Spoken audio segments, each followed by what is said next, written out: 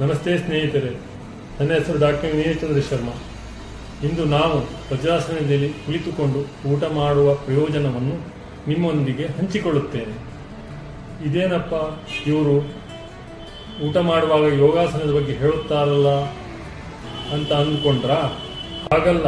ನಮ್ಮ ಹಿರಿಯರು ಈ ಹಿಂದಿನಿಂದಲೂ ಪ್ರತಿನಿತ್ಯ ಊಟ ಮಾಡುವಾಗ ನೆಲದ ಮೇಲೆ ಕಾಲು ಮಡಿಚಿ ಕುಳಿತುಕೊಂಡು ಊಟ ಮಾಡುವುದನ್ನು ನೋಡಿದ್ದೇವೆ.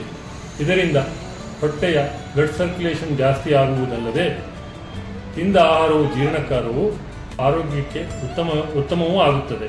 ಇದರ ಬದಲಾಗಿ ಇಂದು ಅತಿ ವೇಗದ ಜೀವನ ಕ್ರಮದಲ್ಲಿ ಊಟ ಮಾಡುವವನು ಚೇರಿನಲ್ಲಾಗಲಿ ಟೇಬಲಿನ ಮೇಲಾಗಲಿ ಅಥವಾ ನಿಂತುಕೊಂಡೇ ಅತಿ ವೇಗವಾಗಿ ಊಟ ಮಾಡುವುದನ್ನು ನೋಡಿದ್ದೇವೆ. ಇದರಿಂದ ಜೀರ್ಣ ಕಾರ್ಯವು ನಿಧಾನವಾಗುವುದಲ್ಲದೆ ಆರೋಗ್ಯಕ್ಕೆ ಹಾನಿಕಾರವೂ ಆಗಿರುವುದು. ಹಾಗಾಗಿ ಇನ್ನು ಮುಂದೆ ಸಕಾಲಕ್ಕೆ ಸಮಯದಲ್ಲಿ ಸಾವಕಾಶವಾಗಿ ನೆಲದ ಮೇಲೆ ಕಾಲು ಮಡಿಚಿ ಕುಳಿತುಕೊಂಡು ಊಟ ಮಾಡುವುದನ್ನು ರೂಢಿಸಿಕೊಂಡರೆ ಆರೋಗ್ಯವು ಉತ್ತಮವಾಗುತ್ತದೆ. ಇನ್ನೊಮ್ಮೆ ಹೇಳುವೆ ಕೇಳಿ. ಸಕಾಲಕ್ಕೆ ಸಮಯದಲ್ಲಿ ಸಾವಕಾಶವಾಗಿ ನೆಲದ ಮೇಲೆ ಕಾಲು ಮಡಿಚಿ ಕುಳಿತುಕೊಂಡು ಊಟ ಮಾಡುವುದನ್ನು ರೂಢಿಸಿಕೊಂಡರೆ ಆರೋಗ್ಯವು ಉತ್ತಮವಾಗಿರುತ್ತದೆ.